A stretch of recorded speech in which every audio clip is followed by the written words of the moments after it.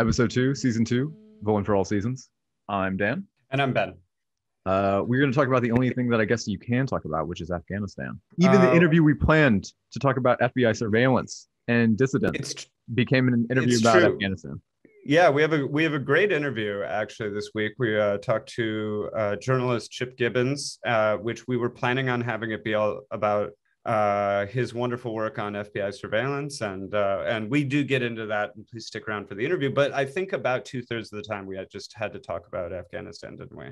Yeah, we do. And Chip provides some I'd say trigger warning worthy dialogue that we agreed with about Joe Biden.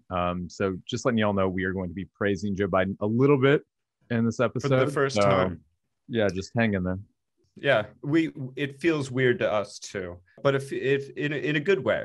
Mm-hmm. So as we know, there was a bomb attack that happened today, Thursday, outside the Kabul airport, the Kabul Hamid Karzai airport, which left, as far as we know, I think 60 dead, including up to 12 Marines, which I don't want to spend too much time opining about what happened with that. It's new news. We really don't know anything about it, and I don't think it's worth us, speculating on, because we don't know that much.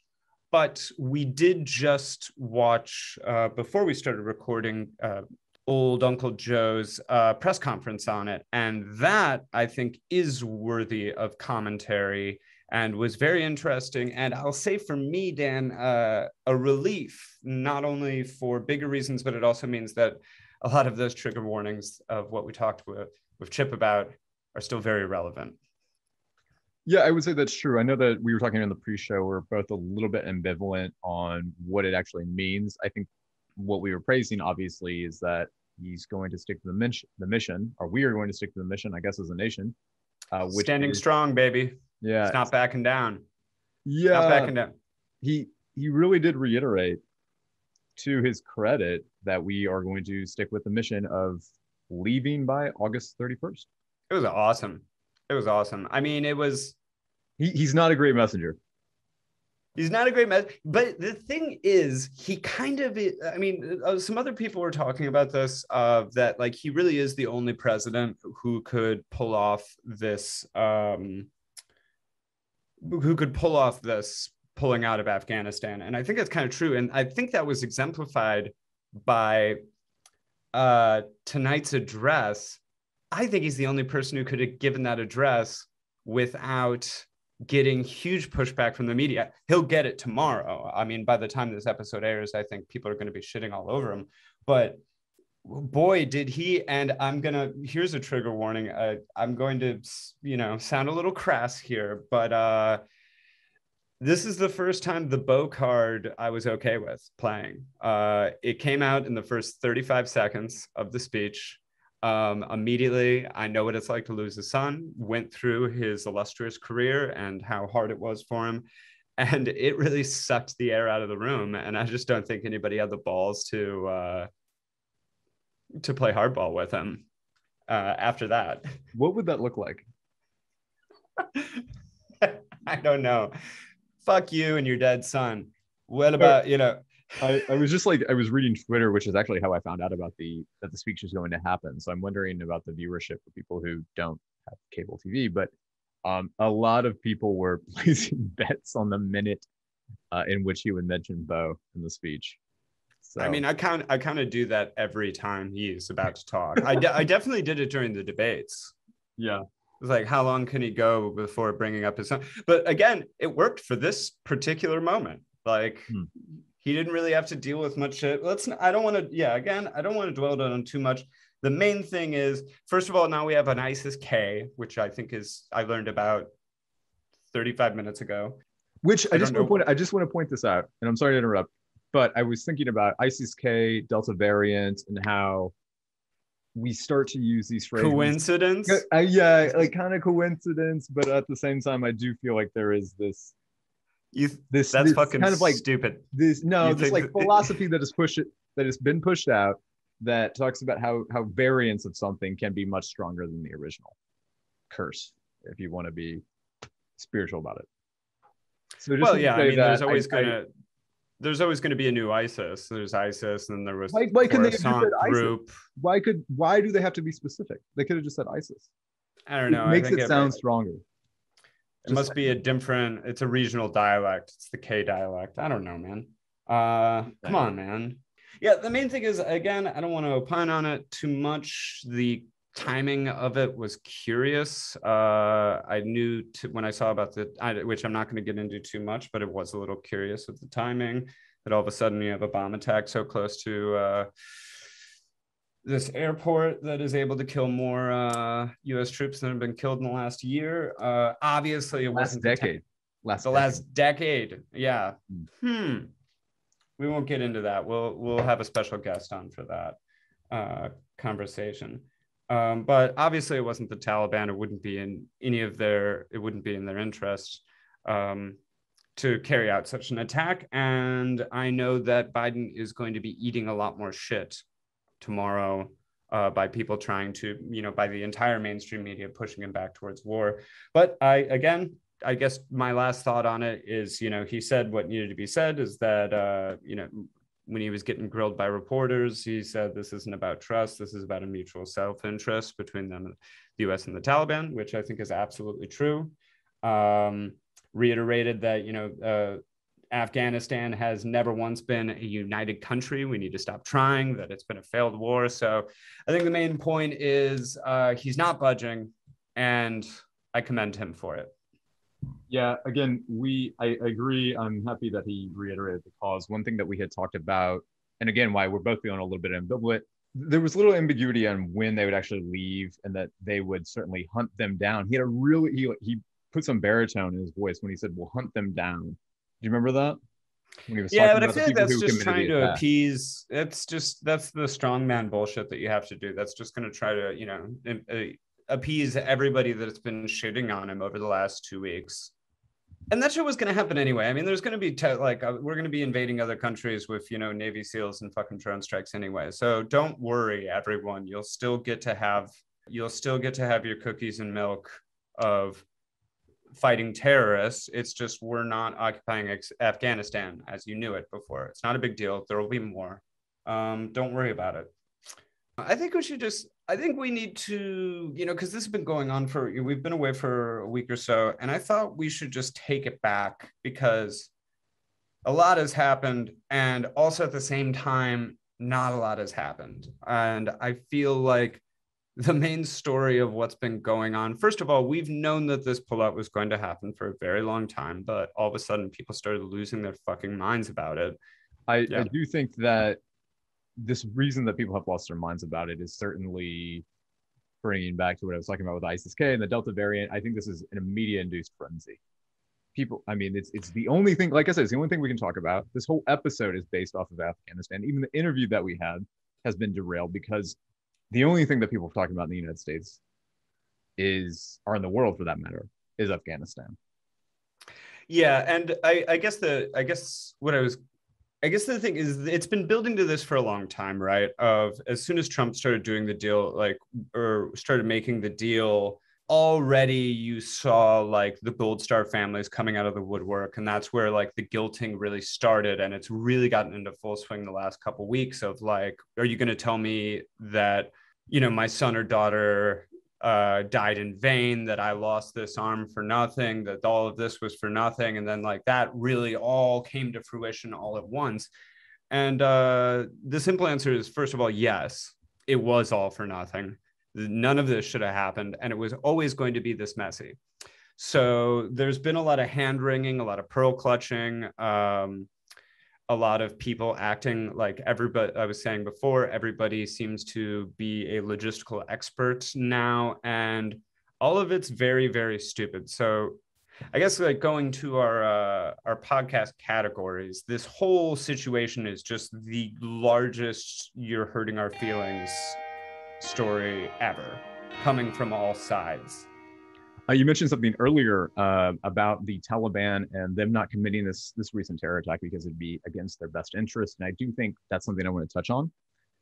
I know that we've basically been made to hate the Taliban and feel like we've lost the war. And now with the Taliban taking over, all these rollbacks are going to happen to women and children.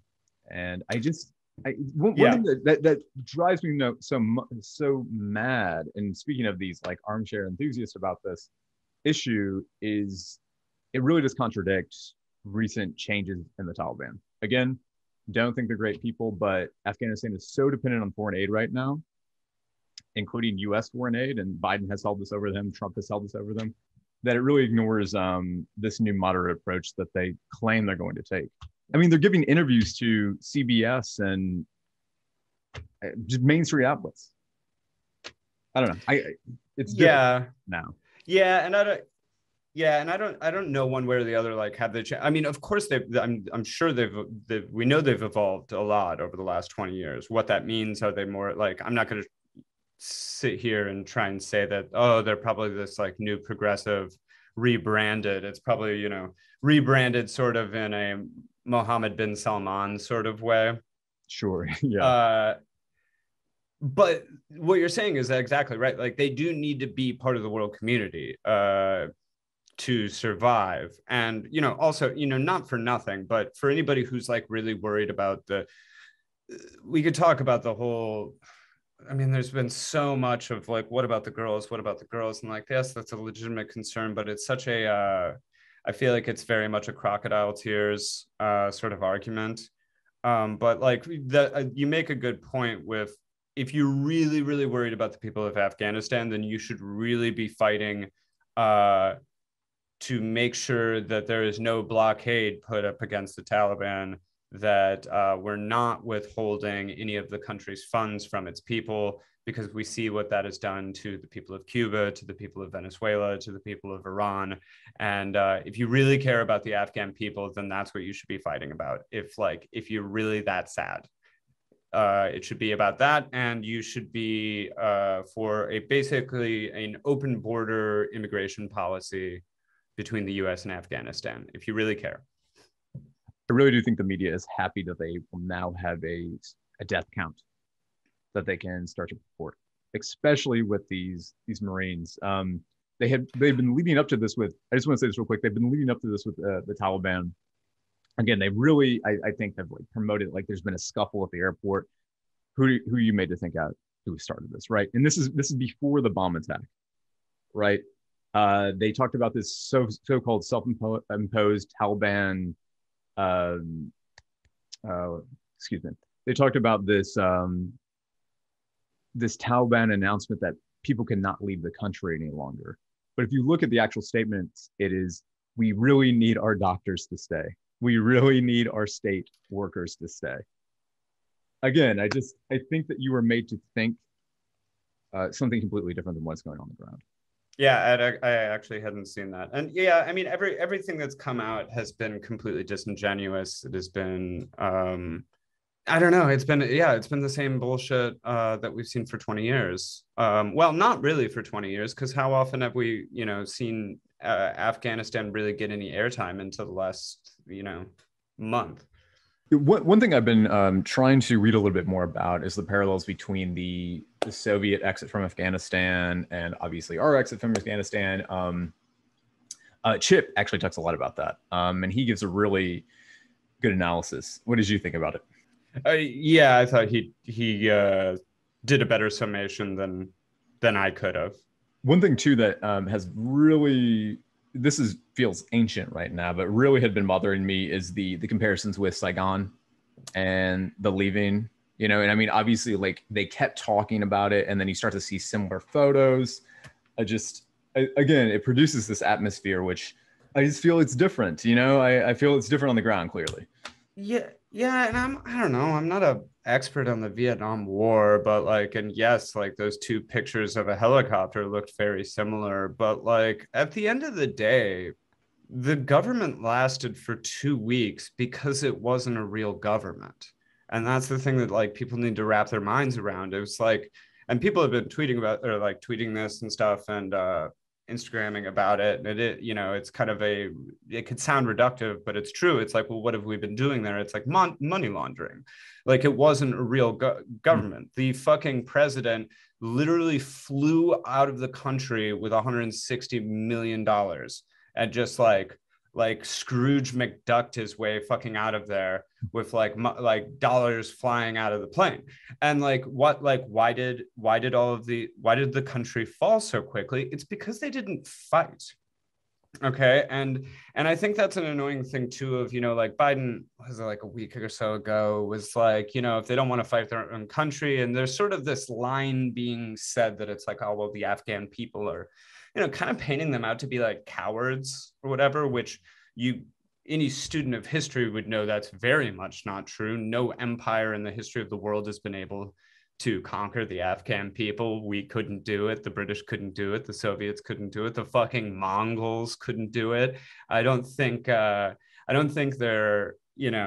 bravery or their fighting spirit is something in question. It's just, who are we talking about? But they were never going to. Those agreements were made long before we left. We knew that was going to happen. And it's because this fake ass puppet government that we propped up was just, they were just it was petty criminals, and no one was. And by the way, if you want to understand this more, like, this reporting happened in the Washington Post, what was it, a couple years ago, with Craig Whitlock of the Afghan papers. For anybody who doesn't know, you can look into more detailed explanation of this, but of just the generals admitted that no one knew what they were fucking doing. They were massaging the numbers, or just outright lying about progress going on. And the people that we were supposedly leaving the country in the the capable hands of were not only incapable, they were corrupt and evil, and in some ways just as bad, if not worse, than the fucking members of the Taliban. Yeah, and I think that brings up something that we talked about in the group chat, and it does seem as if there was some kind of coordination between Ashraf Ghani, the current president, or the former president of Afghanistan, and the Taliban. As soon as they took over, he would be allowed to leave the country. No problem. 100%. Yeah. And again, to make a point about that again is ignored the media, is basically his co-president, or his prime minister, Abdullah, has stayed in the country, even called Ghani a coward for leaving. Hamid Karzai, the former president of Afghanistan, the US supported former president of Afghanistan, has stayed and is in direct negotiations with the Taliban. I'm not saying it's perfect. I mean, clearly the country was taken over. I'm just saying we're missing a lot of the nuance, and we're made to feel a certain way.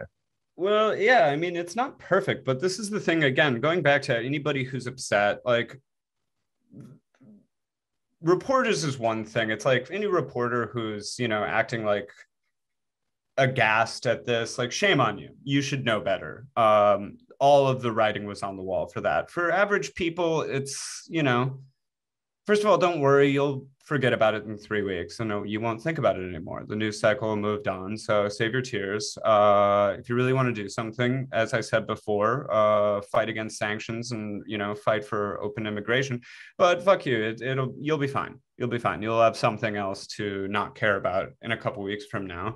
But for anyone who wants to bitch about like this not being the perfect pullout, it never was going to be. It was always going to be a disaster. And that's, again, full credit to Biden for just sticking by that, of just going, you know what? No, we couldn't have done better. If they were going to do better, they should have started 20 fucking years ago.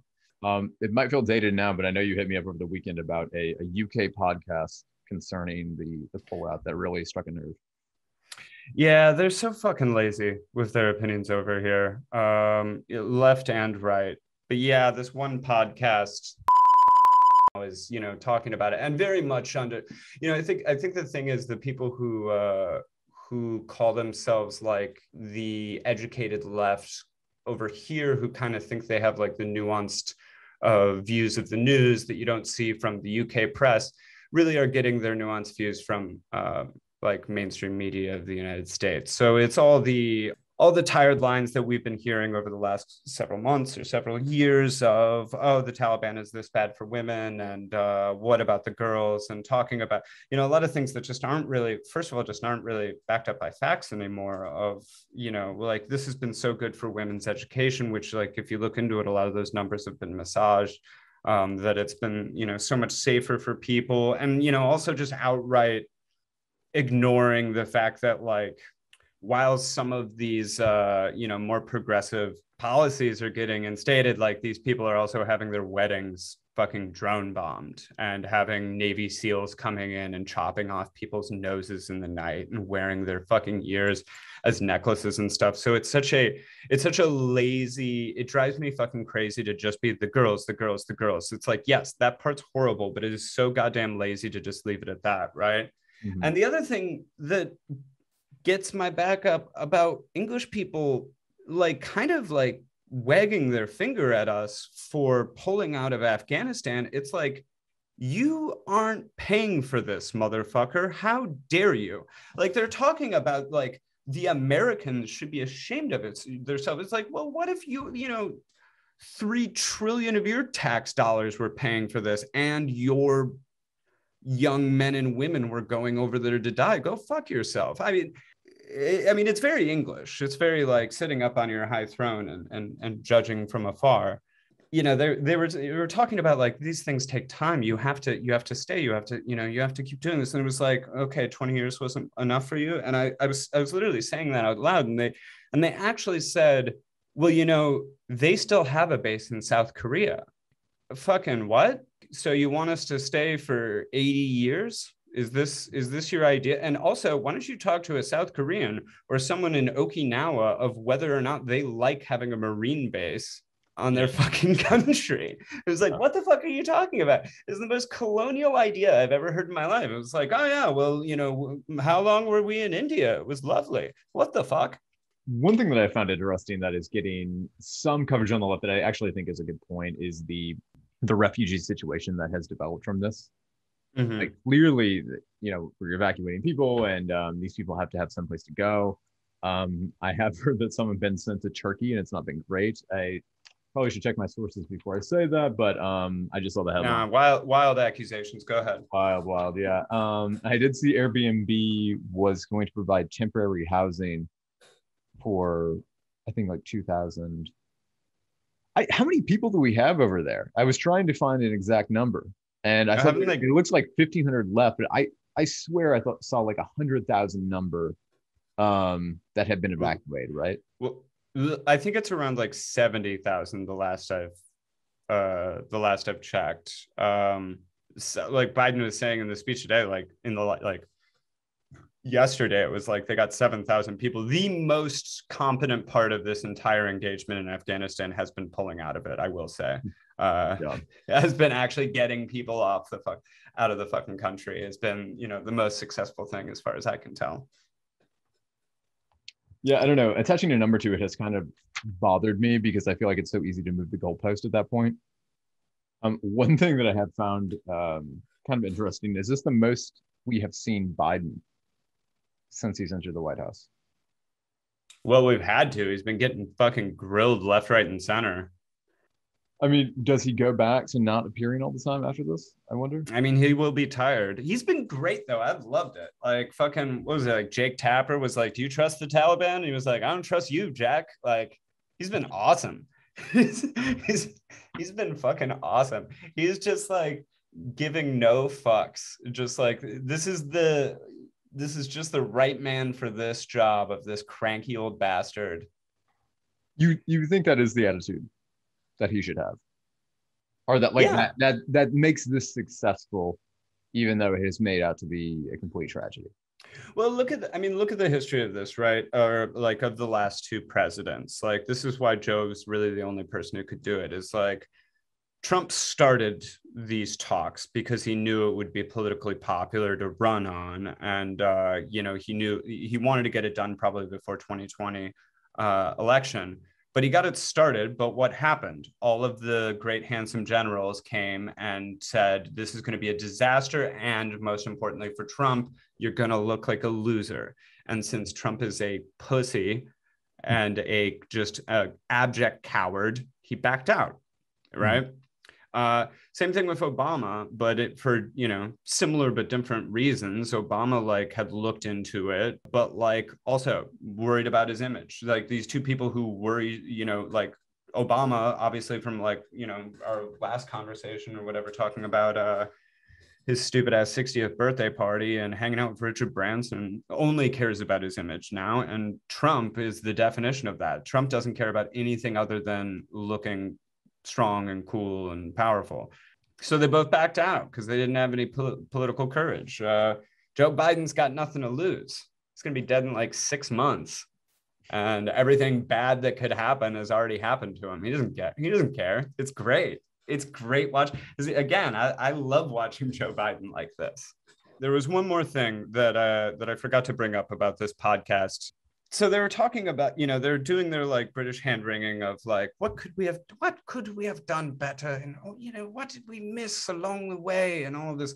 And this is something that we've seen a lot of. And I don't have a problem with the subject matter exactly, but they went into a discussion of incels because there was a horrible attack in Plymouth in the last week or so in the UK, where a gunman killed some people and himself, and he was identified as you know, an online incel.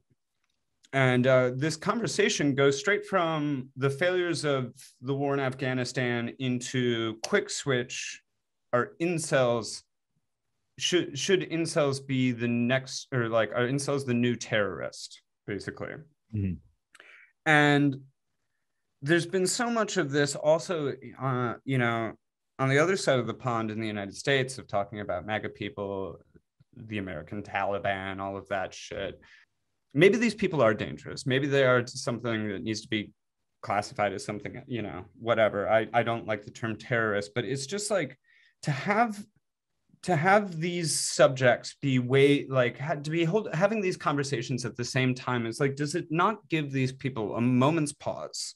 Talking about the new terrorist when we've just been talking about the abject failure of the last 20 years, does it not give them a moment's pause to think that the whole reason everything that's happening right now, the whole reason everything is happening right now started from George W. Bush and his war on fucking terror? And people on the left, people on the right, people in Great Britain, obviously, all want to find the next terrorist. And as we've seen with our ISIS-K, we already have them. We have Al-Shabaab, but it could also be January 6th or incels or whatever the fuck, Antifa. And it's just, I just wish we could all take a step back before we start throwing this term around, because the chickens are coming home to roost right now of what this blanket fucking term that is completely nebulous and not terribly useful getting thrown around. We are seeing what happens when that fully comes to fruition. And it just drives me crazy that it does not give people a moment's pause to remember why we're here. I actually think that is a good lead into our conversation with Chip. We talk a lot about this new war on terror that is, or we're terming it that, but it has been called that elsewhere, but that is being directed more domestically rather than towards like Muslim Americans or, as Chip mentions, so-called communists within the United States. This is more geared towards right-wing extremism associated with what's known as white supremacy. We actually do get to talk about the FBI, I guess is what I'm trying to say, as well as Afghanistan. It's a good conversation. Stay tuned. Hey everybody, this is Bowling for All Seasons, and today we will be talking with Chip Gibbons. Chip Gibbons is a policy director of Defending Rights and Dissent. As a journalist and researcher, his writings on the abuses of the U.S. national security state at home and abroad have appeared in Jacobin, In These Times, and The Intercept. He is currently working on a book on the history of the FBI, exploring the relationship between domestic political surveillance and the emergence of the U.S. national security state. So after reading the bio, it's pretty obvious why we're talking to Chip and why we're excited to talk to him. Before we get into the FBI, Chip, I would feel remiss if we didn't talk about the biggest news of what seems like the last few weeks, and that's the Afghanistan pullout. Yeah. And I don't want to assume your age, but I think we all are kind of similar age range. And I know personally growing up kind of during the height of the war on terror was really influential on me. And I don't want to speak for Ben, but I know it was for Ben as well. I just wanted to see if you had any kind of like broad thoughts about Afghanistan and anything you want to share we'll definitely touch on this later as well. Yeah, I think we are broadly the same age. I'm not sure, but definitely I remember 9/11. I'm old enough to remember 9/11.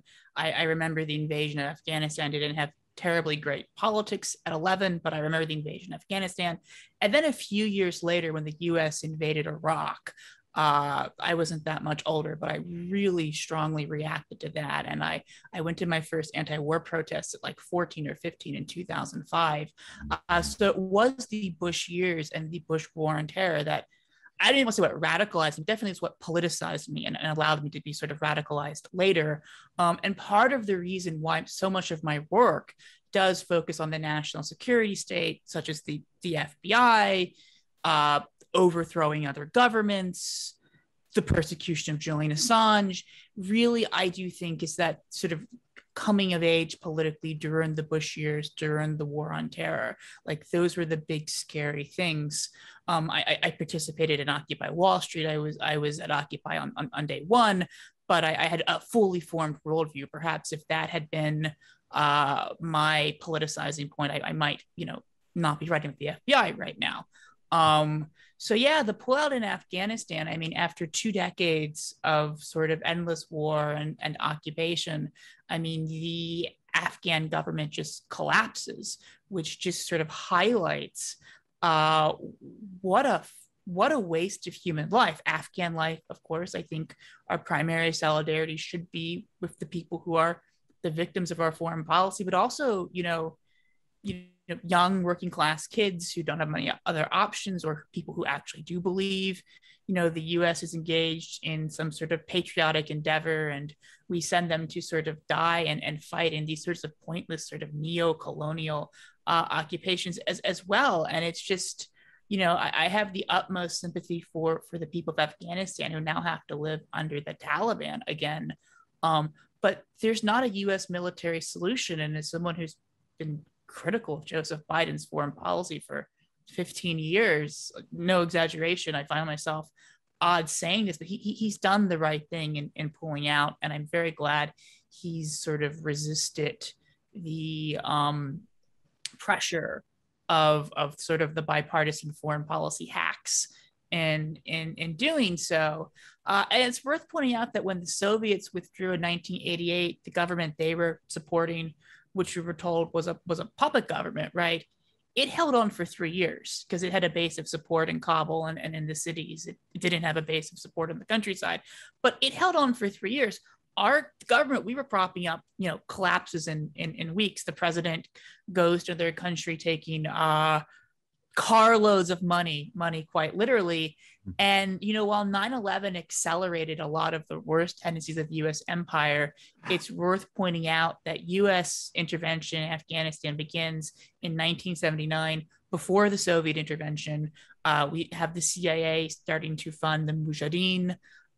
Several months later, they invade, and we increase the money dramatically. Since it's a covert operation, Operation Cyclone was the CIA name for it. It's not necessarily clear how much was spent on it, but the New York Times reported in 1988 that we had spent $2 billion funding the Mujahideen between 79 and 88, the costliest covert operation at that point in history, probably still. I don't know.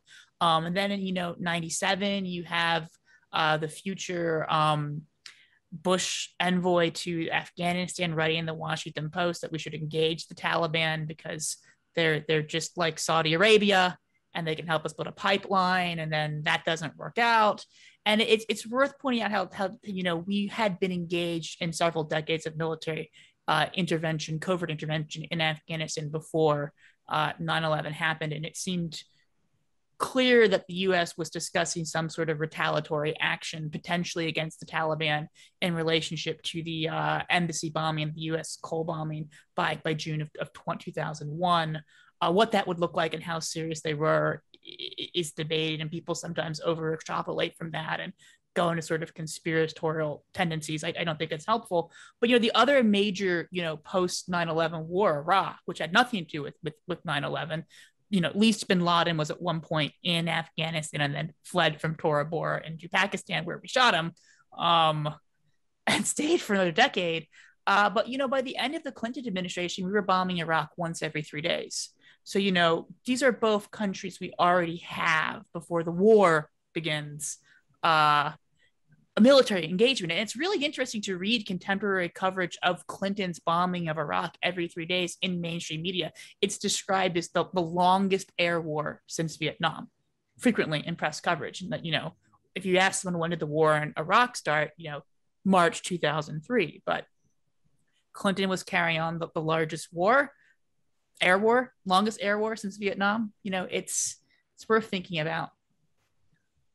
I think that was a killer opening, and I want to just talk about one thing that this fall of Afghanistan that just happened so quickly, and I've been trying to keep up with all the reports and just to see kind of what happened behind that, and maybe if, like you said, referring to a public government and everything like that. But at the same time, do you feel as if the Taliban has won the hearts and minds war, and that's why this happened? I don't know. I honestly am not versed enough in the on the ground specifics in Afghanistan to make that depiction. I can say we certainly didn't win the hearts and minds war, right? Or at the very least, people were not interested in fighting and dying for a very corrupt puppet government in what was clearly a losing war. Does that mean the people want the Taliban? I'm not really sure about that. I mean, the Taliban is very vicious to ethnic and religious minorities in Afghanistan. Traditionally, sort of ethnic minorities, religions got really horrible treatment, as did women, as did obviously LGBT people. So there are huge swaths of the country to which a Taliban rule is just sort of unacceptable. So I'm not willing to say they necessarily won the hearts and minds, but I don't actually know. I think it's a very fractured situation. Absolutely. I do want to touch on the FBI. Yes, I've heard of them. Yeah, definitely. Big fans. Chip, yes. Chip, I know that you had published a report that has really, it seems like, defined like a lot of your interest in the FBI, and I just want to give you a chance to talk about that. It's called Still Spying on Dissent. If you could just maybe give us the parameters of that and how you dived in. Sure. So I'm actually looking at the report right now by coincidence. So we published this report in 2019. It's an interesting project, and it evolved in a lot of ways I didn't necessarily anticipate. But, we're very concerned defending rights and dissent with FBI political spying. Our organization was founded as a merger of two organizations. One was founded by a librarian who was concerned about the Patriot Act after 9/11. The other was founded by a public housing official in Los Angeles and other sort of victims of HUAC. He had been driven out of his job by HUAC. The FBI had given his FBI file to a developer who then sort of used his political leanings to drive him out of office, public life, to turn the public housing project he was working on into a baseball stadium, Dodger Stadium. And that group was ruthlessly infiltrated by the FBI. And a number of historians of the McCarthy period have said that if we knew then what we knew now, the period would have been called Hooverism, not McCarthyism, because the FBI was very much the driving force. So the FBI has always been of concern to us. So every time we see an article in The Guardian, the FBI has infiltrated a group of pipeline protesters, or New York Times has the documents from some other group about sort of spying on Occupy, we would make note of that. But none of these sorts of reports ever were in relationship to one another, right? The New York Times reported on Occupy, they didn't mention The Guardian reporting on Keystone Pipeline protesters, and they definitely didn't mention anyone spying on Palestinian activists, right? So there was this sort of treatment of these incidences as sort of discrete, isolated incidences, and it's always like an exceptional incident, like, oh my goodness, can you believe the FBI is spying on an activist group? Who could imagine? And it's like, well, actually, if you put all these things together, right, there's a pretty coherent picture, and you can sort of discuss. So we went back 10 years from 2010 to 2019. The reason for that is because 2010 was when the last sort of major official review of the FBI by the Inspector General was it was an arbitrary date, but it's a good selling point, this report. And we just sort of looked at, what have they done? Well, they've spied on Occupy. They've spied on Black Lives Matter. They've spied on Keystone pipeline activists. So what we noted was that again and again, the FBI uses its in this decade, the FBI uses its counterterrorism authorities to spy on dissent, social movements, protesters, et cetera. Oftentimes it acknowledges those groups are nonviolent. With both School of the Americas Watch, pacifist anti-war group who doesn't think we should fund death squads to kill nuns in South America. What a dangerous idea. And Occupy, right? The files say these people are not violent, they have peaceful intent, but someone later on could infiltrate the group and use it for their own violent purposes. That, of course, is true of a chess club. That's true of anything. So then what types of groups are they looking at? And we said that overwhelmingly it's anti-war groups, economic justice groups, racial justice groups, and environmental groups. So essentially the findings were the FBI consistently used its counterterrorism authorities to spy on First Amendment protected activity, even when it acknowledged it was nonviolent, and it disproportionately singled out environmental, economic justice, racial justice, anti-war, and that this was indicative of serious political and also racial bias in how the FBI selects targets for counterterrorism investigations. Given the history of the organization, what we also did, and you can see from this timeline, I don't know if the listeners probably can't see, but from 1908 to 2017, was we put that in the larger history of the FBI spying on dissent, because just in the same way as you can't talk about, these Keystone Pipeline protesters being spied on without understanding they're also spying on Occupy, they're also spying on Students for Justice in Palestine, it doesn't make sense to talk about this without talking about what they did to Quakers during the Bush years, what they did to Muslim Americans during the Clinton years, what they did to CISPAS, the Central Committee in Solidarity with the People of El Salvador, in the 80s, and of course, what they did to the Black Panthers in the 60s, and so on. Right? It is a continuous picture of spying on dissent that is hardwired into the FBI's DNA. And it goes back into sort of, what is the FBI? I mean, I think a lot of people think of the FBI as police, right? They're a law enforcement agency, and with Black Lives Matter, with Abolish the Police, with Defund the Police, we all know sort of the narrative we've been sold on policing isn't terribly true. It's more about social control. But in theory, law enforcement is supposed to be about gathering evidence of criminal wrongdoing to be used in a prosecution.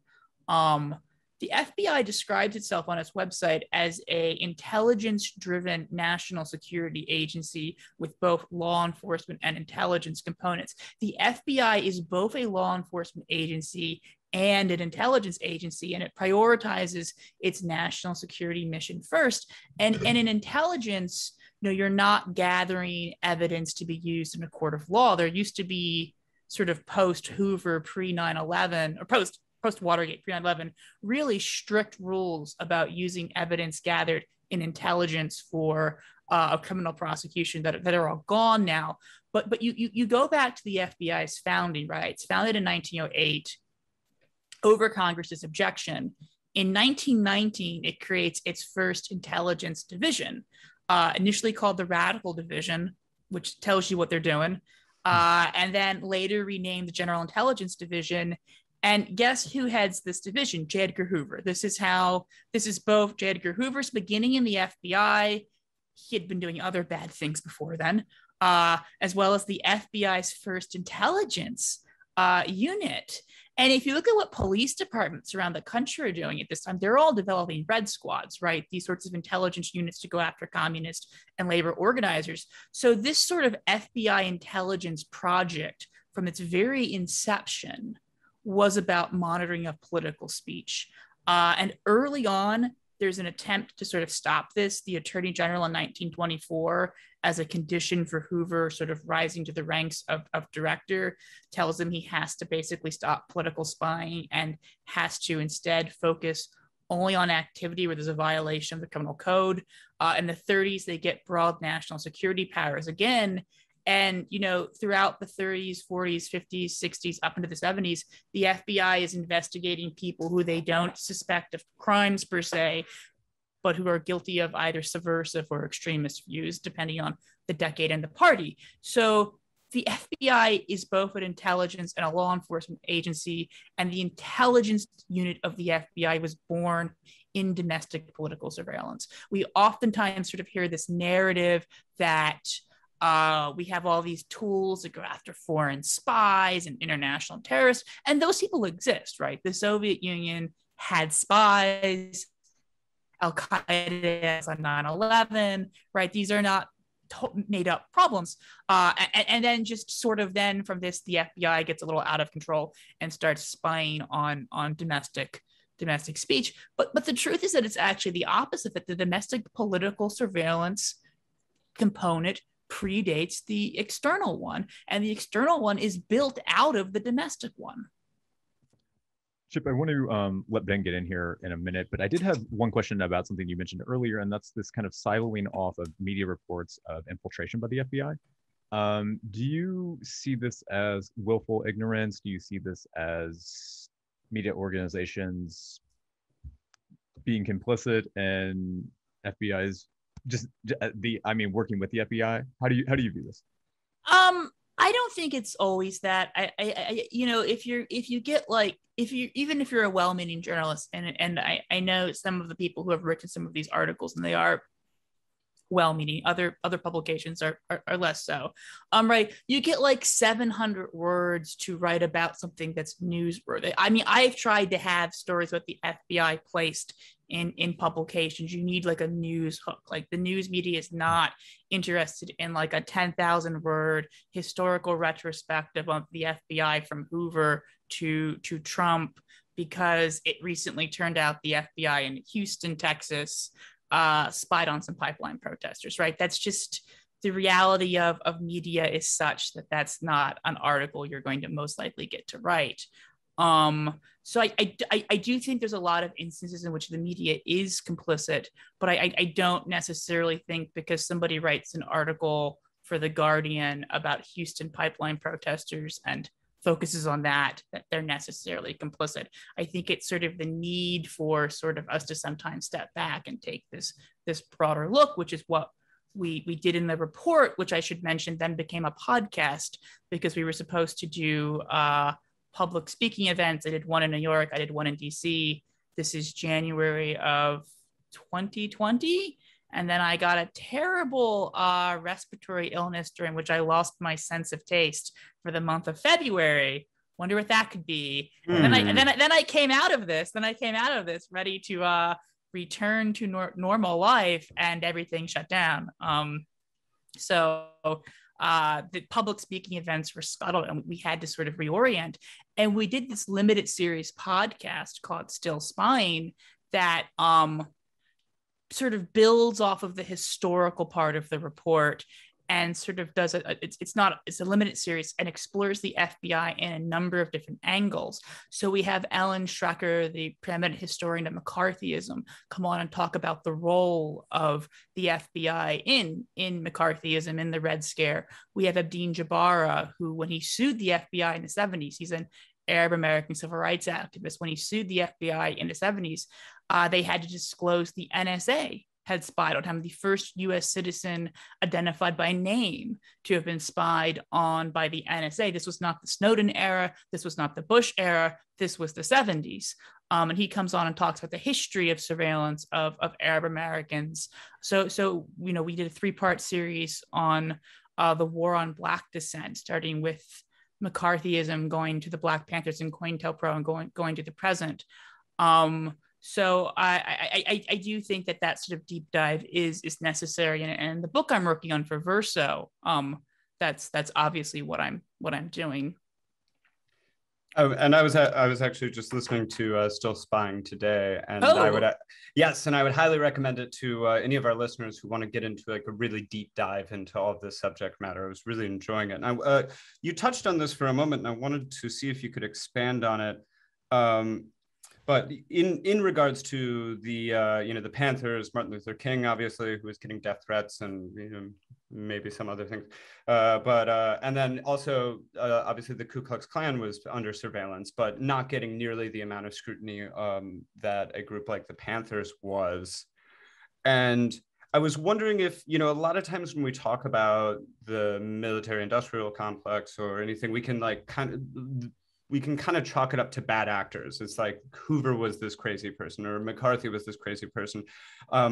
But much like with like the CIA, there's an underlying culture to organizations like this. I know more in like the CIA would be, Yale bonesmen or that sort of thing. But I was wondering if you could talk about the referring to the skull and bones. Yeah, no, I know. I know for our listeners. I've never heard them called bonesmen before, though. I was getting a chuckle out of that. Is that their official name?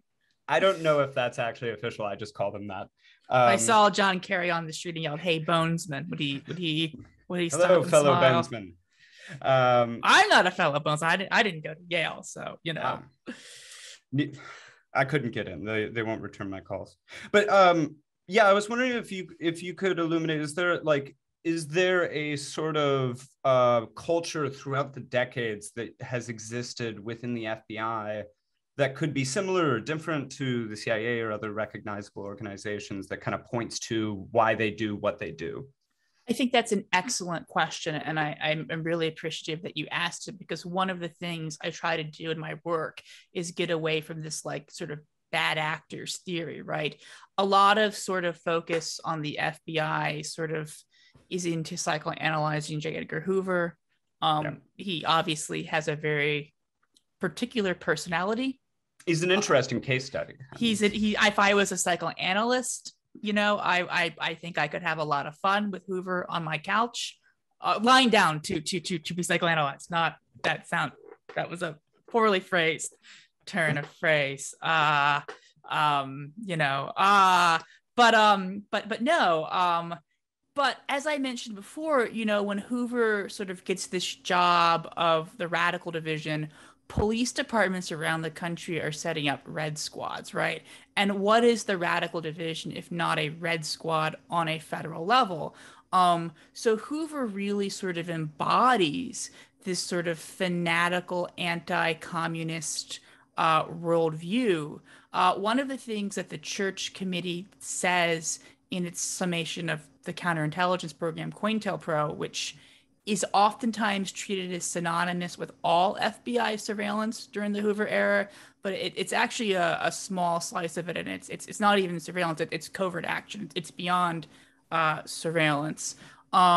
Is that there's this implicit assumption that the FBI is the guardians of the social and political order, and that law enforcement sometimes has to sort of bend rules to protect the status quo. So that culture is present in the FBI, this sort of lowercase c conservative anti-communism, this sort of desire to sort of preserve society as it is, an understanding of what the United States is or about, who's an other, who's not like us. And I think you see this again and again, where the FBI sort of post Hoover stops hunting subversives and, focuses on terrorism. But again and again, who are the terrorists? It's Quakers who don't like the war. It's Catholic priests who don't want to fund death squads. It's anyone who thinks, the Palestinians should not live under an apartheid state. That's a view that gets you in a lot of trouble, less these days than it used to, but you still get into some degree of trouble for that one. It's getting better, but it's still quite terrible. Right. And you can sort of ask yourself here, and I think this is a question that I think it can be healthy to be sort of agnostic on, is the FBI in these cases just using terrorism as a pretext to deliberately censor, silence, destroy what they know to just be speech they don't like? or are their political views such that they can't discern between Greenpeace and a terrorist, right? And I think there's a case to be made for both. I think it's probably a little bit of both. And the other thing is that, the FBI just oftentimes relies on these very biased right-wing political sources. I spent almost half a decade fighting with the FBI. Well, wasn't an active fight for half a decade. It was ebbed and flowed. And to get them to release documents about their surveillance of the International Solidarity Movement, a nonviolent Palestinian solidarity movement that engages in nonviolent direct action in the occupied Palestinian territories. And much of the information came from Front Page Magazine, which is this like horrible Bush era David Horowitz publication.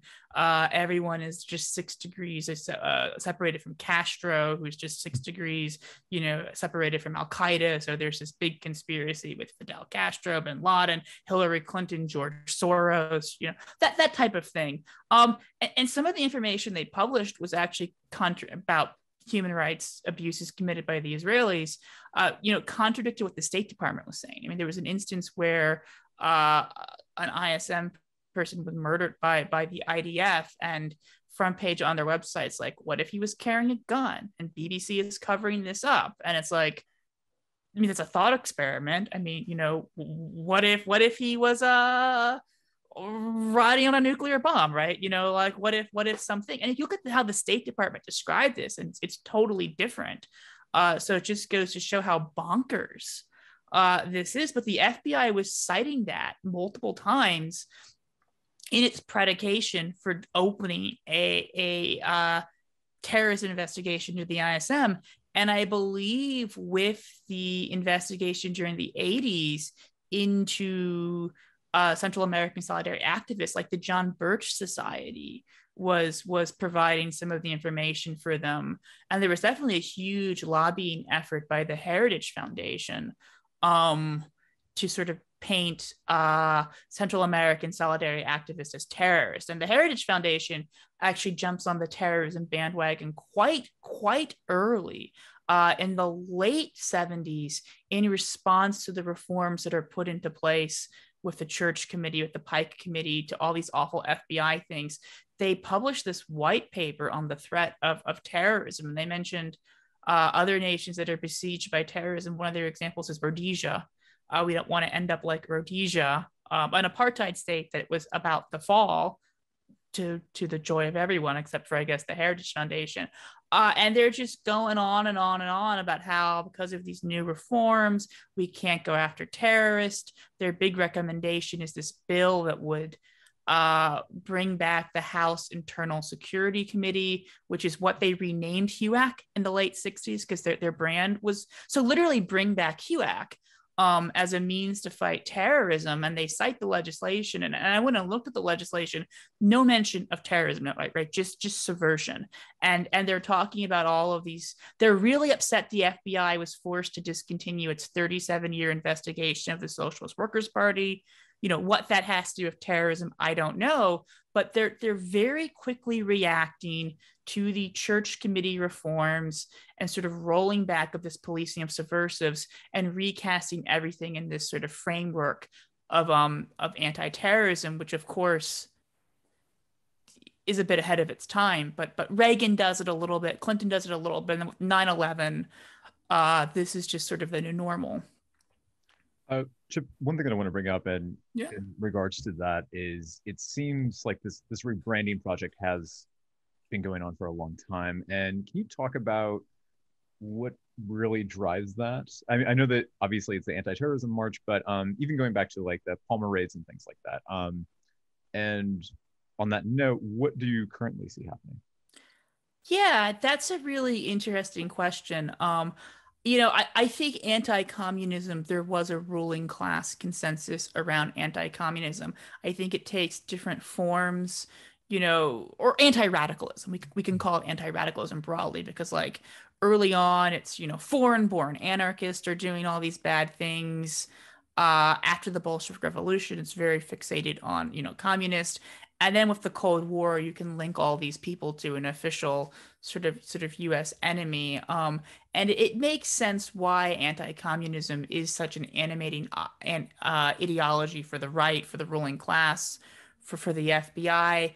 This sort of pivot to terrorism, that's a really good question. And it starts well before 9/11. Since the late 70s, the FBI starts using terrorism to basically accomplish some of the same ends as it did when it was doing sort of counter radicalism. I mean, I guess terrorism was an easier. So I don't have a strong answer to that. The thing that's happening right now is that there's this big push around domestic terrorism. The FBI has traditionally been, or the U.S. National Security State has traditionally been, at least in PR, more focused on international terrorism. That's not really true. If you look at sort of the report on terrorism in the U.S., like the year after 9/11, the bulk of it's about animal rights activists, right? 9/11 just happened. What's the biggest terrorist threat? Oh, people rescuing minks from fur farms. And most of the investigations I mentioned, the Occupy, the Black Lives Matter, those are all domestic terrorism ones. But there's this sort of renewed push to sort of rehabilitate the war on terror for sort of domestic use. And this gets us into some really thorny territory, because a lot of the concerns that are being put forward, some of them are valid good faith concerns about sort of the legacy of like violent white supremacist groups in this country. I mean, you read the recent domestic terrorism whole of government strategy Biden's administration put out. They made a big deal. We've never done this for domestic terrorism before. We've done this for international terrorism, but not domestic. And there's some reason to be concerned by that logic, because international terrorism and foreign counterintelligence is supposed to be distinct from domestic terrorism and domestic law enforcement.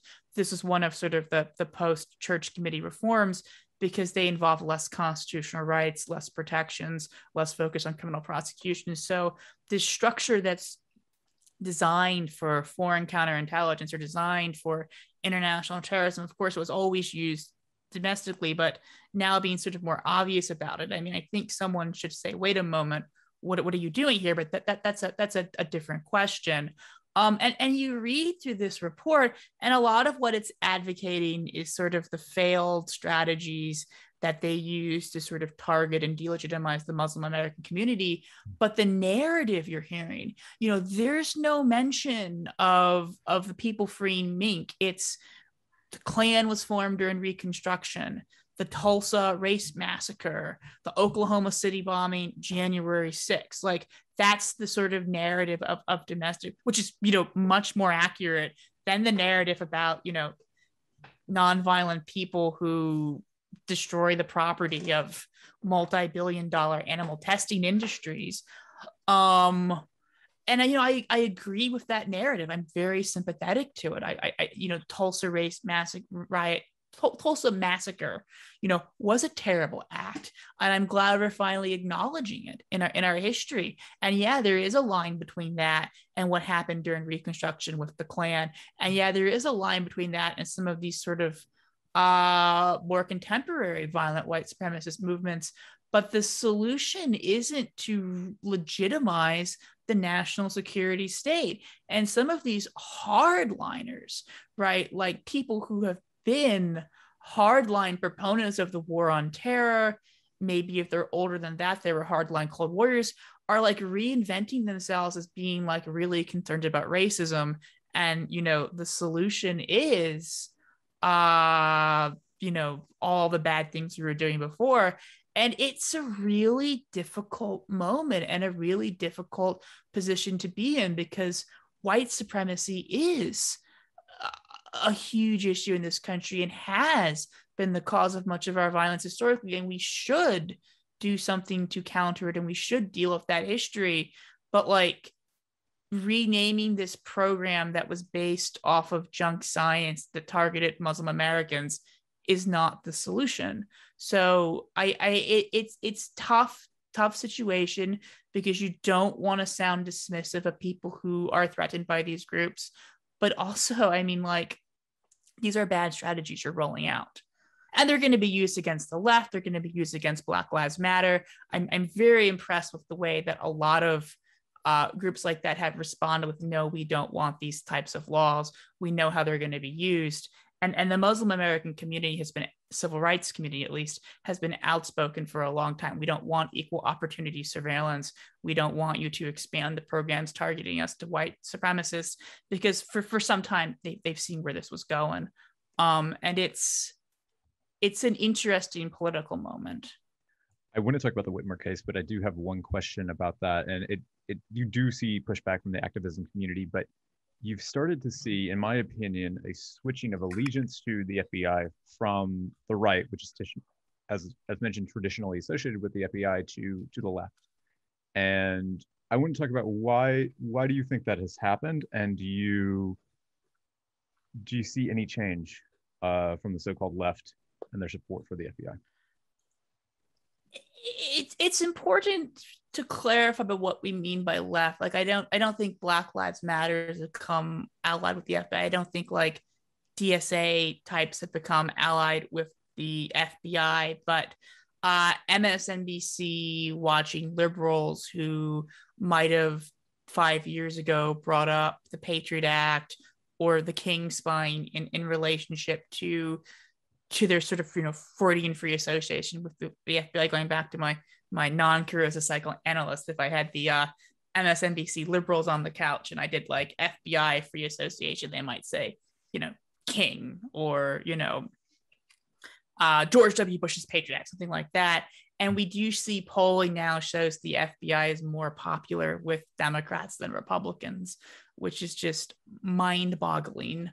And the Republicans have been very critical of the FBI in really disingenuous, bad faith ways. I think it's really important to note that a number of the way they raise these criticisms are disingenuous and bad faith. Then, the Democrats or MSNBC or whomever turns around and say, how dare you unpatriotically besmirch our secret police, right? You saw this with sort of the Tucker Carlson NSA hubbubaloo, where Tucker Carlson made a very sort of, silly claim that had a lot of factual problems with it, and like MSNBC's, but also there were some potential elements of truth that were worth exploring, and the MSNBC response was, he's undermining confidence in the NSA. And it's like, oh no.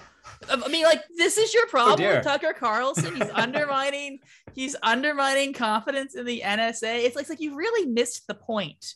And it's this whole Trump thing where like Trump is a Russian agent. He's not. I mean, he's a very American product, right? A sort of racist game show host who, through a fluke in the Electoral College, bumbles his way into the White House. This is a only in the United States type moment. White supremacist game show host turned president.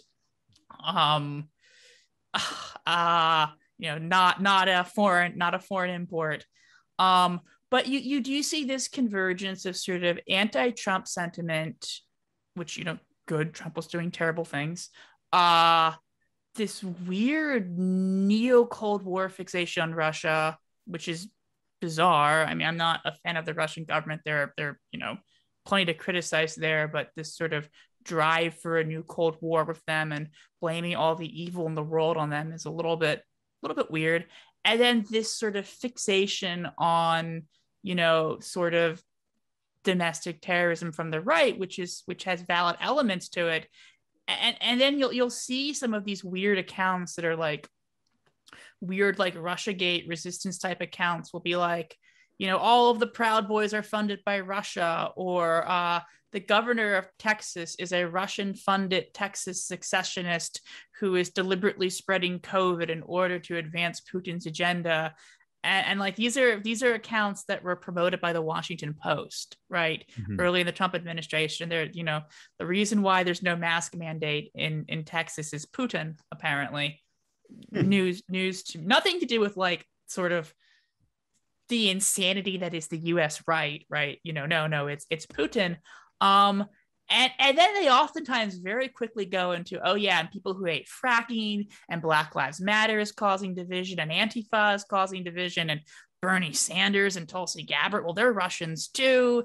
And it very quickly spirals out from this sort of very narrow focus on the very bad, very fringe proto-fascistic right that exists in this country, which I don't want to sound like I'm defending or glamorizing or downplaying the threat of, but like it very quickly spirals out from there into, how dare you undermine the FBI or the NSA? That very quickly comes back against the left. And I think you sort of see it with this sort of bipartisan media-wide meltdown on Joseph Biden's decision to withdraw from Afghanistan. Like a lot of people think the media has been very soft on Biden, lots of time of him eating ice cream, not a lot of hard questions, but they've totally just eviscerated him over the Afghanistan stuff in a way that's very disingenuous and unfair. I mean, I wanted to watch his one speech and I had to sit through Jake Tapper, please help me. And like this Tapper's like editorial, and I'm not against journalists editorializing. I wish they would be more open about, what their views are, because they do have views and they do impact things. But like the type of editorializing Jake Tapper was doing against Biden, this sort of darling of the liberal and centrist press and part of the right press as well. You would never get away with that in any other situation, but because he's sort of pulling out of Afghanistan. And I've heard lots of people say that, Russia and China are emboldened by this. So somehow, yeah. I don't really understand. It's like, I'm sorry, stupid me. I thought we were in Afghanistan because of 9/11 and now Al-Qaeda. I didn't know it had to do with China projecting its power into a country that, as you know, borders us, not them. Afghanistan, nowhere near China, and our neighbor. Right. I feel like China was emboldened about 20 years ago when we got into it, and they were able to spend their money elsewhere. That's the really interesting thing about Joseph Biden's speech. There is some criticism that he is pulling out of Afghanistan through this whole pivot to China thing, and there's some truth to that. But he said, we're not emboldening our adversaries. Our adversaries, are glad we're in this quagmire. And I'm not a national security state enthusiast. I'm not enthusiastic for a new Cold War of China. But like, if I was, right, the Biden perspective that China and Russia and the Taliban and ISIS and all these people are very happy that we're stuck in a, multi-trillion-dollar never-ending quagmire is the rational perspective, right? Not that they're so sad that we're going to leave. And like, no one in the media has seemed to have picked up on that. It's like you're doing national security statism wrong. I mean, I don't want to help you do it better, but what the fuck are you doing? Well, that's my thought about it too. Just like I wonder what the end game is, because I don't want to speak about the Taliban from history tells us they are not great people. No, they're not. No, and that's an understatement. However, Afghanistan, as we probably all know here, is very dependent on international aid, and hence why they are trying to change their image. So I just don't understand. I understand why MSM or the mainstream media is having to freak out. It's great for ratings. I do not understand their end game, especially after treating Biden so soft relative to Trump. I just wondered if you had any thoughts on that. I really think it's ideology. I think they're really ideologically committed to this project of U.S. empire. I don't think they see it that way, but I think that's what it boils down to, right?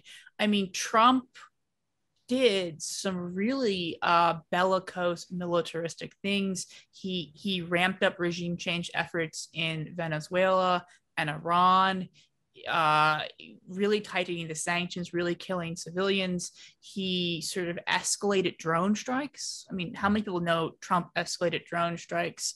He escalated the air wars, including in Afghanistan, like escalating the civilian deaths, like real grotesque American militarism, but all you ever heard from the American media was Trump was, you know, an isolationist. He was soft on our enemies. He must be in league with Putin, right? Because the worst thing that the Beltway media can imagine you being is insufficiently enthusiastic about the U.S. empire. And because Trump was legitimately a bad guy, they just sort of decided that meant he had to be insufficiently enthusiastic about the U.S. empire. And like the evidence is not there for that, like at all. I mean, he did some good stuff with the Korean peace process, but that was very much the product of domestic politics on the Korean peninsula, the South Korean president, the domestic Korean left. I mean, I'm glad he sort of somehow went from wanting to drop a nuclear weapon via Twitter on North Korea to like being the president who legitimates the long-term goals of the South Korean left. I don't really know how that happened. I don't think he knows how that happened. Like I remember this one time, oh my goodness, Rachel Maddow did this segment on how we need to feel sorry for John Bolton, regardless of what we think about it, because it's his job to overthrow the Venezuelan government, and Trump is undermining him for Putin. Right. And it's like, imagine your job is overthrowing Maduro and your boss is selling you out for Putin. You have to feel sorry for him. It's like, I first of all, this isn't what's happening, right? Trump's being very aggressive to Venezuela. And second of all, I don't feel sorry for John not getting the right to like land Marines in Caracas, right? I mean, sorry. I mean, I guess Putin will have to take the W on this one, right? I mean, I don't know. Well, I mean, it's just like that mentality. Yeah. I mean, to be fair, anything short of nuking these countries, I think is not enough for John Bolton, but no, it's not. I guess he'll just have to comfort himself with all of his TV appearances on CNN and MSNBC and all his fucking book deals. Brought him back for Afghanistan. Yeah. Why the fuck did you bring John Bolton? What useful thing does John Bolton have to say on this subject? Well, that's something we could talk about too. It's not just John Bolton. It was every like ghoul getting taken out of their crypt wherever they are. Tony Blair had the cheek to speak up. David Frum is still writing his shit about this. Like Condoleezza Rice, of course, George W. Bush. It was like, what is happening? Why are we listening to these people? Who? Did Bill Kristol make an appearance? I'm sure he did. David Petraeus was speaking, I believe. Yeah. He was Bill Kristol was in the Financial Times in this article about like Biden's withdrawal challenges Democrats' commitment to non-interventionism, and it's like, let's interview Bill Kristol, and it's like, no, let's not interview Bill Kristol. Let's definitely not interview Bill. I mean, A, let's never interview Bill Kristol, and B, like, why is he an expert on the internal politics of the Democratic Party in response to withdrawal from Afghanistan, right? Like, what? I mean, is it? Can I be interviewed on the Republican Party's internal politics, right? Can I? I mean, they wouldn't let me do that. I'd love to see that, actually. Would you have CNN? We'll pay. Would you have sort of the same diagnosis for that, Chip, of why these all these people are coming out of the woodwork? Is it just kind of the mainstream media showing their true colors of being more invested in empire, or is it a goldfish memory, or a bit of both? I mean, I honestly don't. I've not understood what I've been seeing. I mean, I've been very critical of the media and their pro-war, pro-empire nature, and like, I knew they were going to have a meltdown about Afghanistan. I don't think anyone was prepared for the extent of this meltdown. Right? Yeah. It's like, okay, we know Jake Tapper's going to be sad. Okay, we'll live with this, but like, it's it's shocking. And then you look how much they covered like Afghanistan the year before. It's like 5 minutes all year, and then it's like, Afghanistan, we're very concerned here. And it's like, no, you're not concerned here. I don't know if it's goldfish memory. I don't think they have a breadth of historical knowledge on CNN. They could certainly find someone who did. I mean, there are very, very smart people you could talk to. You know, Matthew Ho, who resigned, State Department official who resigned, career military who resigned during the Obama administration in response to the surge. I was on a radio panel with him on the Satita Jackson show, and I've seen him on like Code Pink webinars. I've seen him on a variety of like left wing and libertarian anti-interventionist like podcasts and stuff. But like, why isn't he on CNN? Why isn't he on MSNBC? Why are you bringing John Bolton on? Like the complete and total absence of anti-war voices. And you know, it's one thing when you're sort of going against power. The media loves establishment sources, but in this case, I mean, it's Joseph Biden, literally the president, literally a centrist, literally the darling of the establishment doing this. And like, they can't find someone to defend Joe Biden. I mean, I watched them grilling, and I wish they would grill, you know, people in the administration all the time, but I just watched them grilling this sort of Biden official in a way that they would never do under any other circumstances. So it's really weird to watch. And now I'm in the business where I have to defend Joe Biden. It's like, oh God, how did this happen to me? I never saw it coming, but like, I remember I was obviously Defending Rights and Dissent is a 501c3 organization. It's nonpartisan. I'm speaking only on my own behalf. But you know, I remember in 2007, I was super into Dennis Kucinich, right? I was a very big Kucinich fan. But I remember watching the debate when Mike Gravel was like, "Joe, you're the most arrogant person on this stage." Like that became like a viral thing like a decade later. But I remember watching it on television and being like, "You get him, Mike Gravel." I mean, I'm still with Dennis, but like, good work, Mike. And now here I am being like, stop your bad faith attacks on Joe Biden. Yeah, leave Joe alone. I on feel foreign exactly policy too. I mean, Yeah. What next? Will they be defending Joe Biden on the drug war? Right? Like, you know, it's like the things he's worse, like the things he's terrible at, like the bankruptcy stuff, being a puppet of the credit card companies, the horrible drug war, Rave Act, the crime bill, and like foreign policy. Although he did vote against the first Gulf War. So he has some sort of more redeeming elements there, but it's like, I didn't see this coming. Yeah, I think on like 2 shows ago, we were saying, or I was saying, like, I don't think it's going to happen. And then it did, and he's sticking to it. And good for him. Yeah, and I do believe if he does, you know, if he doesn't capitulate to it, he will go down as one of the greatest presidents. Definitely. It's where we're going. I mean, like, Joe Biden, greatest president of my lifetime, right? I mean, by like, one decision. I mean, even if not for that, I mean, look at his competition: Bush, Clinton, Trump. I don't know how long your lifetime has been, but I have 2 Bushes, a Clinton, Obama, and Trump, and it's like, Biden's not that great, but compared to those people, he's not, you know, as awful. I mean, yeah.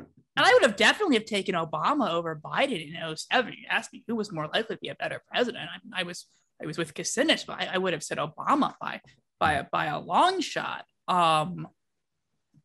It's just such a weird situation to be in. But I guess we're all riding with Biden now. On the way out of Afghanistan, you know, we're gonna ride with him out of Afghanistan. That I'm going to quickly get out of the car. Yeah. Possibly jumping out of a moving vehicle before he does like Rave Act 2, you know. Before we're running out of time, but I want to make sure we get in a few more questions about the FBI, and then I have a few more contemporary questions for you, Chip. Sure. One thing that I initially noticed when I started following you on Twitter, and hence why you're here, you have been really having this fight with FOIA request that I'm really fascinated about. And if you could just give us like a short history of your FOIA request and some of the fights that you've been through. Sure. I only had one sort of big fight. I file a ton of FOIA requests with the FBI mostly. two of them I've been involved in litigating. The one that I litigated that's of interest is with the International Solidarity Movement, which I wrote a big piece for The Intercept on my findings for. But I do file a lot of FOIA requests around the FBI. It can be very challenging if you're not litigating to get anything out of them, and if you are litigating, it's just like pro forma litigation. Basically, you just file the lawsuit and they release the documents. And I'm like, this is so fucking stupid and such a waste of time. Like, you could just comply with the FOIA law and give me the documents, as opposed to spend 5 years saying, we're going to assign this to someone eventually. We're going to assign this to someone eventually. And then going to court and getting like an assistant U.S. attorney to have to deal with this and be like, okay, we're going to release the documents. Like, how much money are they wasting on just like, being obstinate? Like, I don't know. I'm not a fan of the U.S. Attorney's Office, but it seems like they have other things to do than get me my FOIA. Although actually, I take that back. This is probably the best use of their time. Everyone at the U.S. Attorney's Office should just be reassigned to the FOIA division. They should have to litigate the FOIA cases, but they should just be assigned to processing the request. That is my proposal for FOIA reform. Just shut down the U.S. Attorney's Office, move everyone out into the FOIA division. You heard it here first, folks. I was going to say, we'll make a special excerpt for that from this episode. And then, thank you.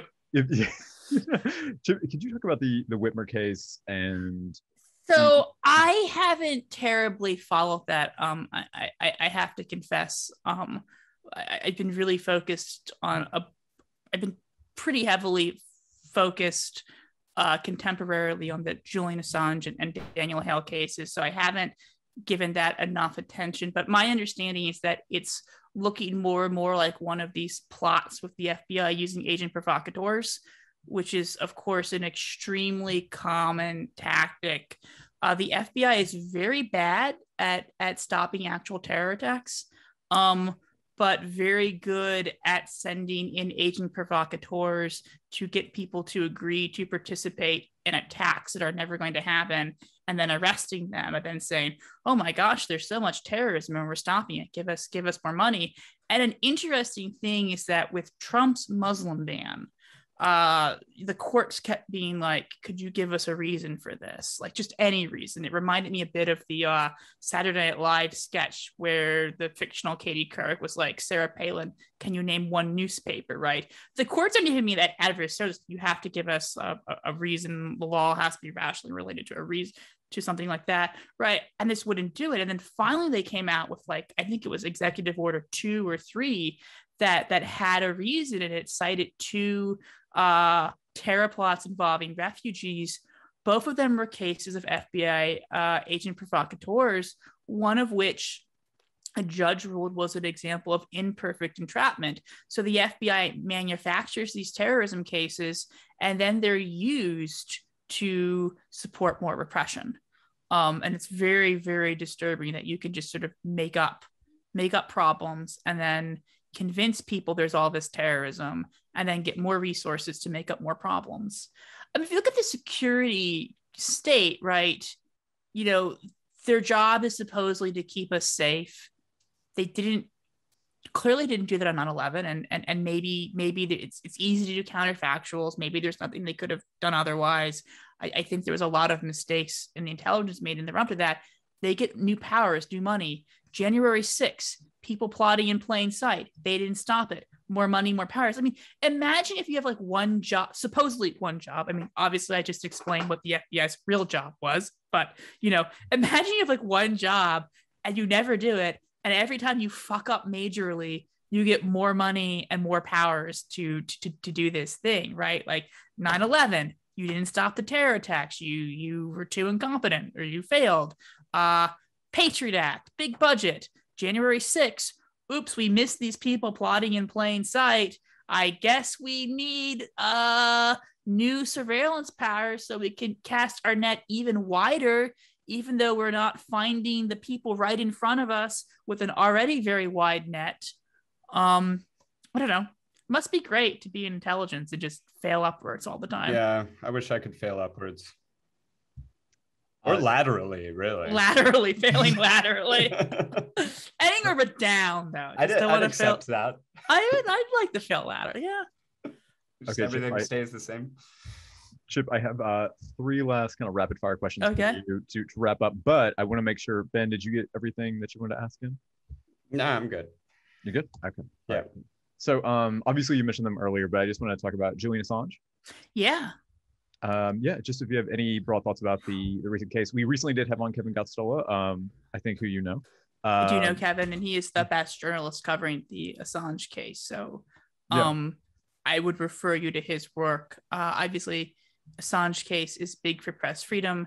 The Daniel Hale case, the drone whistleblower who's going to jail for 45 months for exposing that 90% of people killed in U.S. airstrikes during a 5-month period were not the intended target, right? The Espionage Act, I'm actually doing a follow-up podcast series called Primary Sources that focuses on the Espionage Act and whistleblowers and press freedom.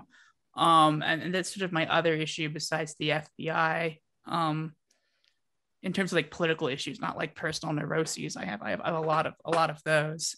And those are really disturbing things, and we should be paying attention to them. Absolutely. Cuomo. I'm not in New York. I went to school in New York, and I remember supporting Howie Hawkins for governor and set for a teach out. So I'm glad he's gone. And I would just want to ask you, any thoughts on the infrastructure bill? I wish we had spent some of the money we spent destroying other countries' infrastructure out and improving our own. That's a good way to end. Chip, thank you so much for talking with us. Thank you for having me. Yeah, absolutely. We will definitely send you a link as soon as this is posted. Excellent. But yeah, have a nice week and talk to you soon. You too. I'm sorry I missed you. I just totally had TSA convention brain. Not at all. No problem. Thanks again, Chip. That was Chip Gibbons. Ben, I do want to announce that we are now serious enough that journalists who we interview actually send us press bios now. So I read it at the beginning of the interview with Chip, but I want to read it again because, I think it's a good touch. Chip Gibbons is a policy director of Defending Rights and Dissent. As a journalist and researcher, his writings on the abuses of the U.S. national security state at home and abroad have appeared in Jacobin, In These Times, and The Intercept. He's currently working on a book on the history of the FBI, exploring the relationship between domestic political surveillance and the emergence of the U.S. national security state. That book is called The Imperial Bureau. It is slated to be out, unfortunately, in 2024, but maybe we can ping Chip and see if he can get it done sooner. It sounds great. Yeah, and as I mentioned earlier in the interview, if you want a much more in-depth look at all of the stuff that Chip talks about with concerning the FBI, I would highly recommend his excellent podcast, Still Spying, which is a podcast mini-series covering a lot of different areas of the FBI and also how it connects to policing. And, it's a very broad discussion with a lot of really interesting interviews. It's excellent. And Chip also has a new podcast miniseries coming out soon called Primary Sources. So look out for that. Mm-hmm. Thank you very much. That was Villain for All Seasons, Season 2, Episode 2. My name is Ben. I'm Dan. Be sure to like and subscribe. Follow us, YouTube, Spotify, anywhere you get your podcasts. Follow us on Instagram at VFAS Podcast. You can follow us on Twitter. Yeah, and if you have any comments about the show or what you like about it, send it to the Instagram. I run that. If you have any complaints or if you want to debate about anything, message Dan on the Twitter. I am tired of fielding all of these. If you want to have a debate about anything we said, especially something I said, make Dan answer for it. Thank you very much, and we'll see you all again soon.